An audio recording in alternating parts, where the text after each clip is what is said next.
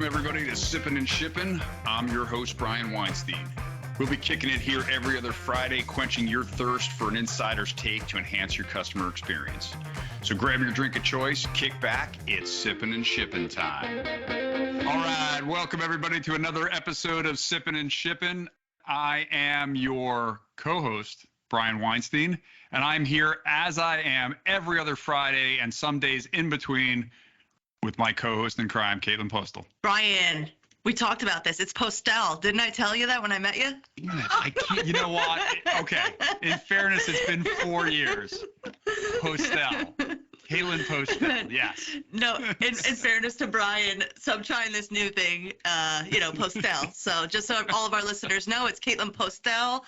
Same co-host, same Sippin and Shippin, but yeah, let's elevate the name, right? A whole new year. It's a whole new year. Yeah, that's right. Postel. Yeah, it's like Target turned to Target. You know, you just get that elevate, like, let's kick it up, upgrade it a little bit. Don't make me go postal. Postel will go postal. It's, it's a shipping thing. All right, go ahead, Brian. All right, and this week we have with us Albert, or should I say Albert? I don't know. I'm confused now, Caitlin. Albert's cool. Albert's cool. All right, and Albert is vice president of operations for Stan Socks. Yes. Welcome. Thank you so much. Really grateful to be here with you all. Thanks for having me. No, appreciate you coming on, and this is, we talked about this on our kind of our pre-session recording. There's the whole Whiplash connection to your background is interesting, right? I mean, you're in the supply chain industry now, but for the listeners, can you give a little bit about your background? Yeah, where you came from? Yeah, for sure. So, I found out a lot in our intro call about Whiplash's history that I didn't know. So it's quite interesting. We all have pasts. I started my career as an entrepreneur, a musician in the apparel industry. I was a drummer for a rock metal band named Project 86. You can go look it up. Nice.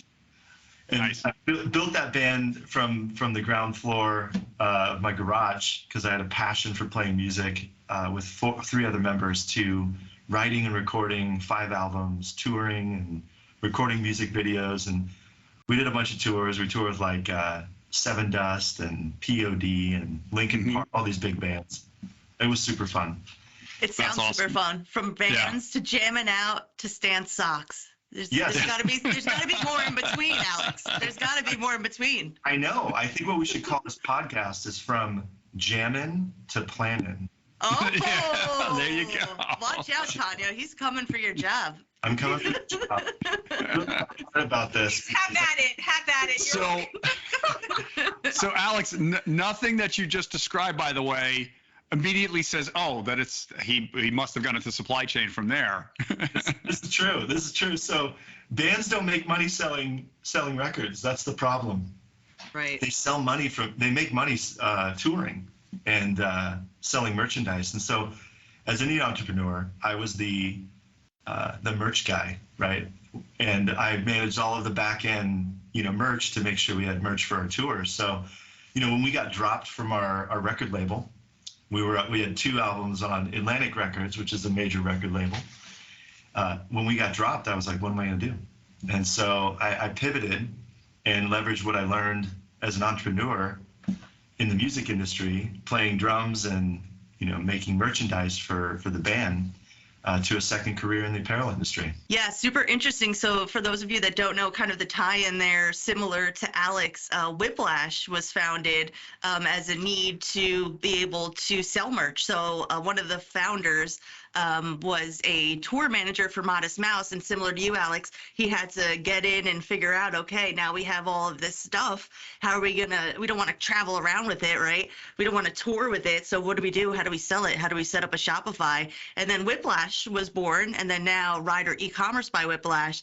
So very interesting to see the tie in there, the music industry just giving us gems in logistics. Yeah, it's pretty incredible. I don't know where Whiplash was back in the 90s, but it would have been incredible if we knew you. Some of the biggest lessons I learned as an entrepreneur were failure, right? And really skidding our knees and on trying to do things certain ways and Like for example, you buy too much merch, and Right. then you come home from tour, and you got 40 grand. You've been out on the road for 60 days, and you come home and you find out you got a merch bill for 30 grand, right? Right. So Right. people aren't happy. People get really bummed when that happens, right? Now instead of getting paid 10 grand, you're only getting paid 2 grand. So Right. things like that, really kind of underscored early on for me as an entrepreneur, how to manage cash and inventory in a way that optimized that for the business that I was managing. It took 20 years of working for best in class companies and spending thousands of dollars on academics and education for me to articulate that. But at the core, I really learned this lesson. It's interesting because you don't necessarily think of a band, right? Even one that's growing as having the entrepreneurial side, right? It's artists and things, but there is a business side to it. And in order to really maximize your success from a financial perspective in the business, you're entrepreneurial. And it's interesting that you say that, because when we speak to some of the founders of brands or services, they say the same thing that you just said, which is like, I can't tell you, like, I had to fall down and fail in order to pick myself up and be resilient and be better on the other side.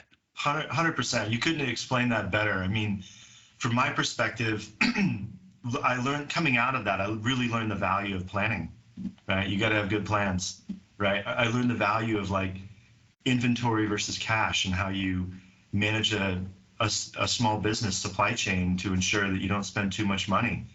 I learned the value around capacity management, right? You can only fit so much merchandise in a trailer, right? And if you have a tour, you can't fill that thing all the way up. And I would say the most important thing, I learned the value of the customer and why the customer is most important, and you got to keep the customer happy. So those are all core things that I've carried with me, my sort of like core operating system as I went throughout my career and worked for many different companies. There was a point in time where I came out of band life and I started thinking about how do I build this career in the apparel industry. So I worked for big brands like Vans. I worked for Vans for almost 10 years. Half the time I worked in sourcing and production and was exposed to a global supply chain and the best practices that go along with that. And then I left for about 5 years and went and worked with a company that specialized in mass customization. And really integrated planning and boots on the ground over in Asia. Really gaining that experience. And then I ended up going back to Vans. They hit me up and asked me to come back and run global planning for apparel, accessories, and hard goods, which at the time was around a $2 billion business. And I was there when we grew it from 2 billion to about 4.3 billion before I left. And so it was an incredible time. But the point is that really gaining these experiences and learnings from the companies and environments that I've worked with. And VF has some of the best best in class planning and execution strategies that they put into place. So that's kind of how I got from kind of point A to point B, and it's landed me at Stance today. So let's take a step back. So you're coming out, you're a rock musician, you're in that space, and something obviously was drawing you towards apparel.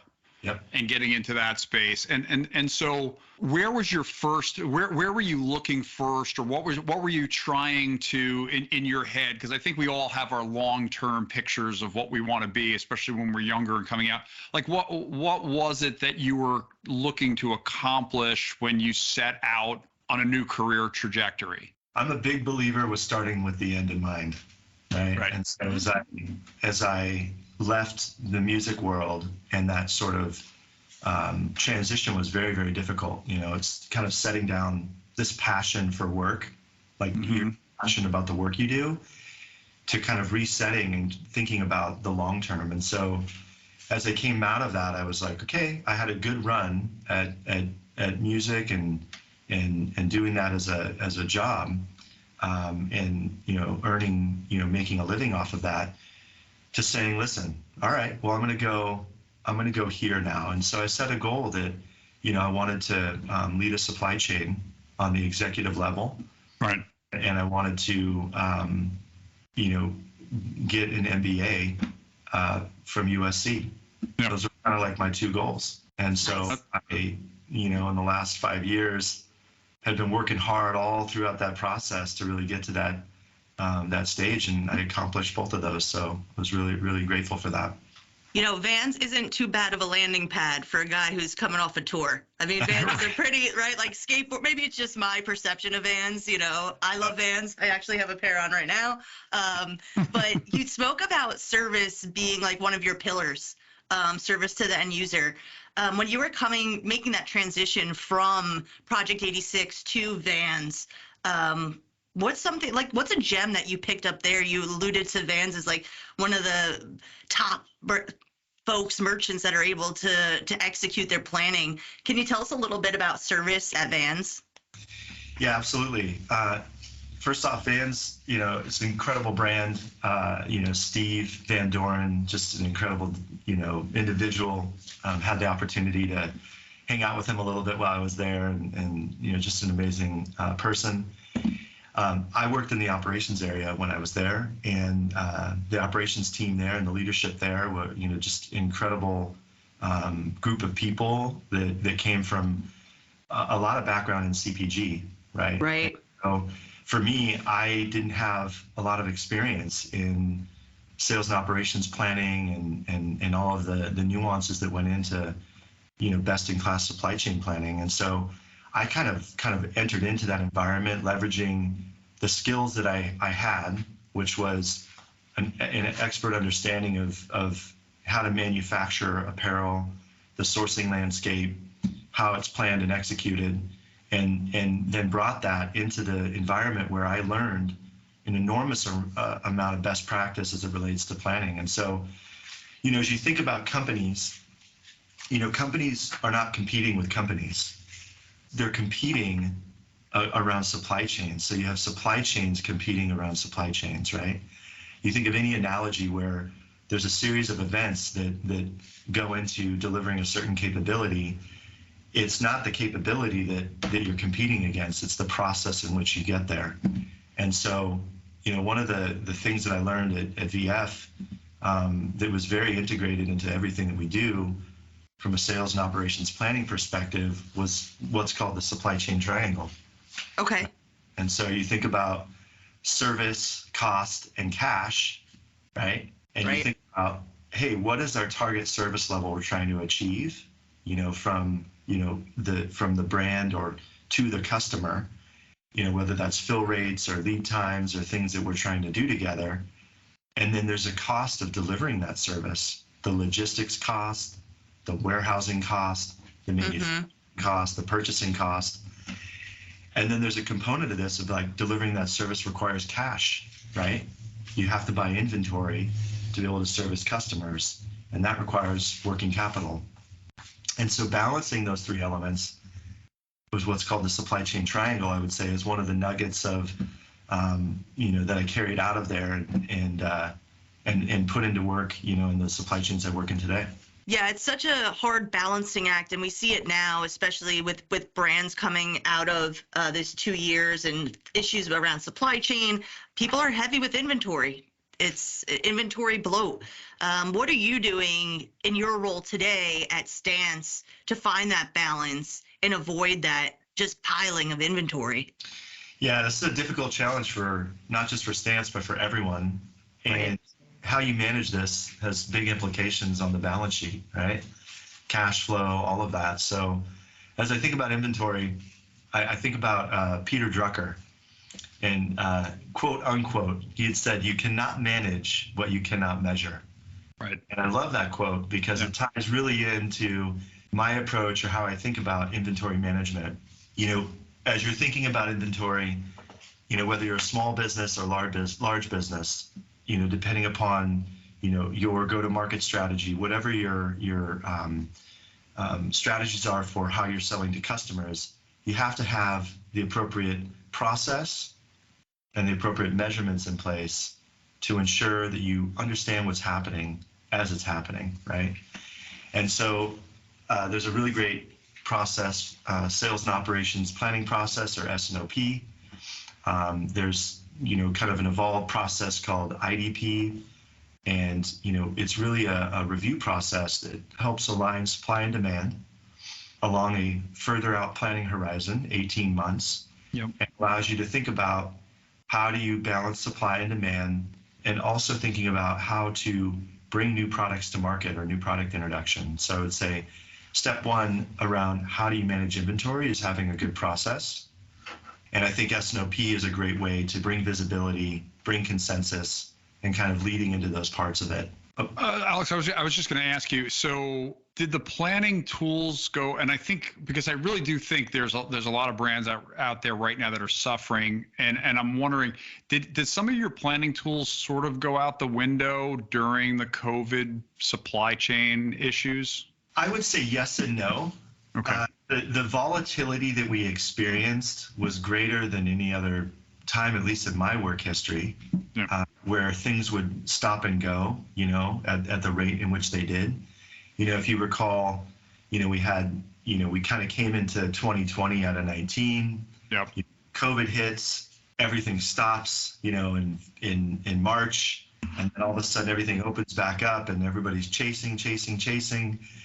And the consumer shopping behavior with the slowdown and brick and mortar, and kind of the transition to e-commerce, and people shopping online because they couldn't go out as much, really kind of created this bullwhip effect, right? Where the signals were kind of confusing. So, I think some of the best practices that I found was around it goes back to measurement and process, is developing visibility, having the right open to buy planning, understanding what the financial plan is based on insights from the marketplace, and then tying that to purchasing budgets, right? Yep. Within the different channels. Thinking about, performance metrics like inventory days, right? It's a great metric for you to track and understand, how many days in inventory you have in relationship to your revenue plan. And then inventory turns, making sure that the inventory is turning, that you're buying. Yep. There's a whole assortment, of metrics, whether it's forecast accuracy, is super important, right? The better your forecasts or more accurate forecasts are, the less inventory you'll need to service your customers. Right. And at the end of the day, everyone has leftover inventory. Being able to kind of chop it up and understand, hey, of this inventory, what's good and what's bad, right? And thinking about, of what's good, how much of that is aged, right? Yep. You might have too much of a good thing. You gotta replan how you execute that. Or on the other side, you might have distressed inventory or inventory that's obsolete, right? That you can't sell, or you're going to sell at a discount. You need to be able to kind of plan and forecast for that in order to make sure that you have the most productive inventory to support the business. But back to your original question, it's been extremely volatile, and most companies are faced with these challenges. I personally think that it's really around having a great process for review, measurements in place, because the math doesn't lie. Right. And it'll tell you, if you have a good process in reviewing it, the math will tell you which way you need to roll. Yeah, what scared me, and I've been at this a long time, and I remember 2008, 2009 like it was yesterday, and inventory, and people just trying to purge inventories that they couldn't get rid of, and then we come in, we're sort of in the middle of COVID, and brands are struggling to get product in, and they kept saying, so we're going to start bringing in like 2022 product early in 21, and I'm like, well, wait a second.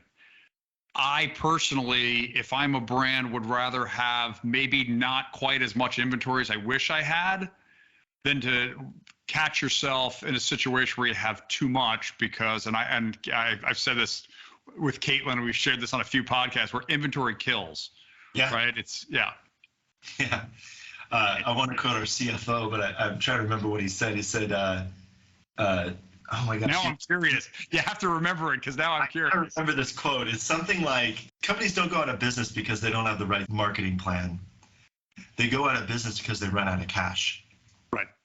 And the reality is on the balance sheet, the inventory represents such a major part of that you really have to have the right controls in place and the right measurements to understand, based on what the strategy is, right, and the revenue strategy and the marketing strategy, all the components of the puzzle fit together, what the right level of inventory is. You might choose to have a scarcity strategy, right, where you're going to come into the year or come into the season or to the market with limited supply, and you plan for that. Or you might come in and say, hey, we want to be able to service our customers 100% of the time. Right. Extremely costly.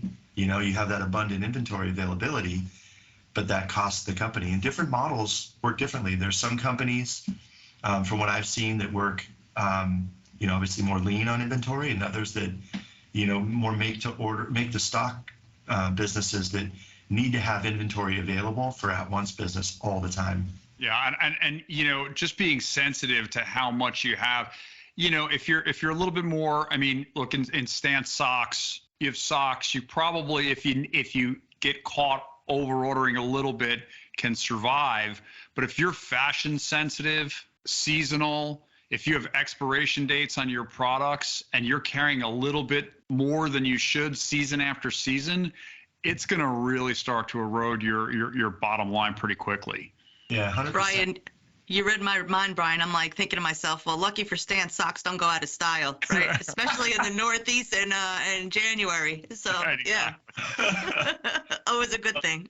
It's like any apparel company, we do have seasonality. Right. Sure. Our product execution strategy. We do have staples business that, our core hero styles and that sort of thing. Yep. But we also have a lot of, seasonal products, partnerships and things of that nature. And so we just have to be mindful, like any company, to your point, if you have shelf life, you're dealing with scenarios where there's shelf life associated with your product, whether that's hard launch dates or, potential obsolescence of that product you're selling. You have to be mindful of how you plan and execute that. Sometimes not meeting every sale is a good strategy, right? And there's math models out there that help you understand, the cost of being under and the cost of being over, and incorporating that into, a probabilistic demand planning model that helps you, associate the right levels of inventory to service your customers in the way that you think they need to be serviced. Yeah, absolutely. Just as we start to kind of wind down here, I mean, what would be if you had to point towards just a few different key takeaways that you've learned over the years, what would they be? I think I have four. Okay. I think number one would be, you got to ensure you have the right partners in place. Any supply chain needs the right partnerships. That the folks that are working with you have aligned goals and you're focused on the same things. In today's day and age, all of our supply chains are elongated, right? They're not as much vertical, right? We're procuring goods, at least in the apparel industry and most consumer products, they're made in far off places and we're bringing them in. So having the right partners is critical. Like, for example, Whiplash, right? For Stance, it's a critical partnership. The way, Whiplash works with Stance, and kind of helping execute that vision and executing the service expectations. They operate as an extension of Stance, and without them, we wouldn't be able to do what we do, right? So we're going to allow that shameless plug only because flattery gets you everywhere, Alex. I wouldn't say it if I didn't mean it. So I think that's the folks that are working under the hood, I think would say the same thing. We're focused on common goals. So partners would be number one. Yep. I think number two, for small entrepreneurs starting their company and trying to get their feet underneath them to, multi-billion-dollar companies, the supply chain triangle, is an excellent paradigm for you to approach the business with to manage service, cost, and cash. Because ultimately, the more effectively you can manage those three, the more efficient your supply chain will execute. Yeah. I would say inventory is critical. We talked about, the process, having a good process, a review process, associating certain attributes to the inventory, the products that you actually sell that allow you to understand the health of that inventory and allow you to come up with some data to make good decisions about how you want to manage that is really important. Yep. And one thing we didn't really spend a lot of time on, but I think as you're thinking about service and you're thinking about, all the variability that we've had over the last couple of years, and, as we think forward, there's not a lot of clarity on how this is gonna play out, but is in transit variability, right? You have, port congestion, you have all these different factors that are potentially impacting your on-time performance, which is, critical to meeting customer expectations. Yep. And so I think it's, I would say point 4 is around how do you partner with upstream providers, whether that's your factories, your logistics providers, to control the process at origin so that you can impact downstream performance. Yeah, that's amazing. No, it's very well said. And it's such a critical component to ultimately winding up in a successful, profitable business. Absolutely. Well, Alex, this has been fantastic. I really appreciate you coming on. We'll now refer to you as Alex Albert from going forward. Love it. You heard it here first, folks. Grateful to Whiplash and for you all for having me on, and hopefully there's some fun little sound bites in there and nuts of information that will help some people out there improve some things and drive their business forward. Absolutely. That's the goal. That is the goal. Caitlin Postal, you want to take us out? Sure. Thank you, Alex. Thank you, everyone, for listening. Make sure you tune in every other Friday on your favorite podcast platform. Have a great day, guys. See you. Thank you.